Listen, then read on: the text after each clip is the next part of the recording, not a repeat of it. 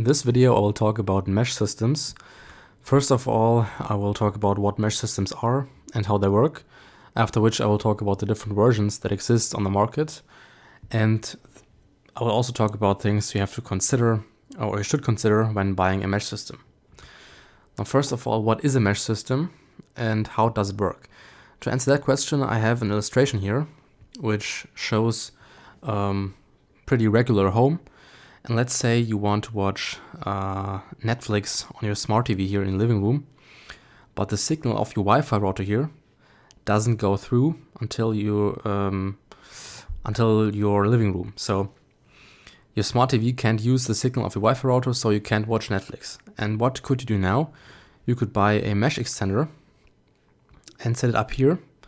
And by the way, these blue circles here are the ranges of the mesh extenders or routers. In this case, the router here has a range of this blue circle, and the mesh extender here has the signal range of this blue circle here.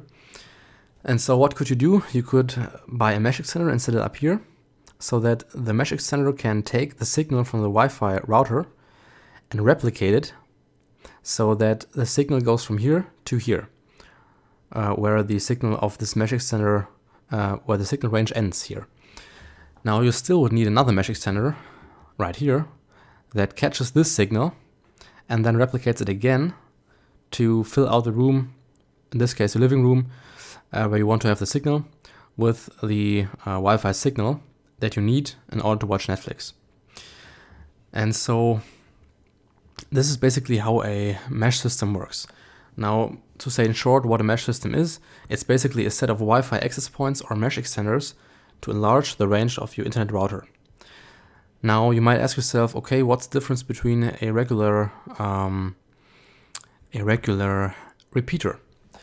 And to answer that, there are two things you have to keep in mind. The first thing is you can add as many units as you need. So for example, let's say you want to have Wi-Fi in your basement for whatever reason, and let's say the wall here is too thick. So the ground is too thick, so the signal doesn't go through until your basement. So what you could do, you could take another mesh extender, place it down here, and then you would have Wi-Fi in your basement.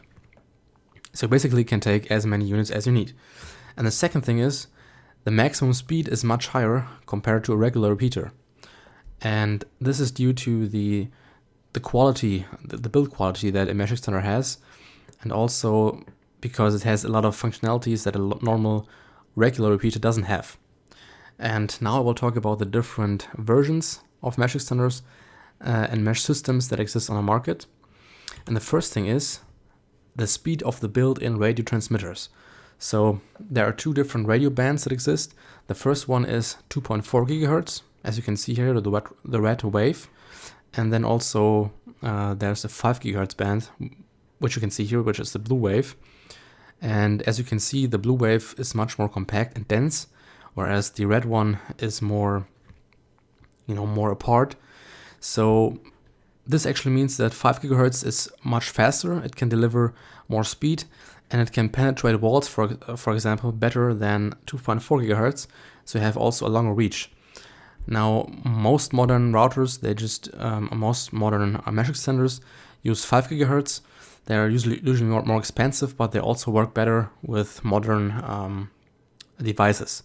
So it's up to you whether you need more speed or not. And then you should consider and based on that, you should think about buying a 5 gigahertz or a 2.5 gigahertz mesh extender. Now the second thing is size and also the number of internal antennas. Now a bigger antenna allows you to deliver a stronger signal with fewer lost packets, and also it enables you to have a faster overall connection. And that's also something you should consider when you want to buy a mesh system. Now the third thing is ZooMIMO or MU-MIMO capabilities. Now what is that? What is MIMO? MIMO is actually multi-in, multi-out. It's basically a short version to say that. And on the right here you can see an illustration of the two versions. So the first one is ZooMIMO or single user MIMO, which actually means that your mesh extender can serve one device at a time, whereas multi-user MIMO or MuMIMO actually serves many different clients or many different devices at the same time with different services. So for example, let's say you have a 2.2 Zoom MIMO. That actually means a system can boost data rates by sending and receiving data on 2 aerials at a time. Whereas MuMIMO actually means that one antenna serves one particular client with a service and another antenna serves another client with a different service simultaneously. And both have their advantages or disadvantages, and also here that's something you should consider when buying a mesh system. Now the last and fourth thing you should consider when buying a mesh system is the radio bands. So the first thing is 2.4 GHz and 5 GHz dual band, and the second is tree band. Now let's talk about dual band first. Dual band actually means that less complex tasks like view photos or check emails is used by the 2.4 GHz band, which has, as we talked about, has less speed and also less range. And more complex tasks like online gaming, HD streaming, and file transfer, as you can see here on the right, they use 5 GHz band, which is pretty great because then you have more power to online gaming and HD stream videos. But the disadvantage is here that if you have multiple or many people that stream or online game at the same time, your 5 GHz band can overload pretty quickly because of all the backhaul traffic. And that's where tree band comes into play, which you can see on the right side here, which actually splits up the 5 GHz band in 3 different sections. And one of the sections of the 3 sections is particularly used to handle all the backhaul traffic so that you have more a better connection and more speed when many people or multiple people use complex tasks like online gaming and HD streaming at the same time. Now these were all the different versions on the market and things you have to consider when buying a mesh system, but before that you should even think about something different, which is in this case the question, what do you need your mesh system to be able to do? And now you might ask yourself, okay, I have no clue because I don't even know what is all possible. And therefore I can give you some examples. The first example here is, how much speed do we actually need? Do you really need a 30 megabytes per second connection? Or would be 15 megabytes per second, for example, would that be enough? Because with 15 megabytes per second, you could even watch a 4K video or 2 4K videos at the same time.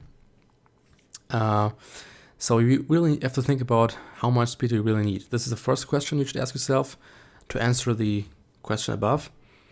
And the second one is, do you, for example, need custom IP ranges and port forwarding to host a game server, for example, in your home network? Do you need that? Another question you might ask yourself is, do you need a built-in VPN server for remote access? So, for example, let's say you're on a vacation and you want to access your home network from there. Do you need that? Another question might be the network security service. Do you need something like that already built in? Do you handle with very sensitive data? And then the last and also very important question is usability. So how usable is the mesh system?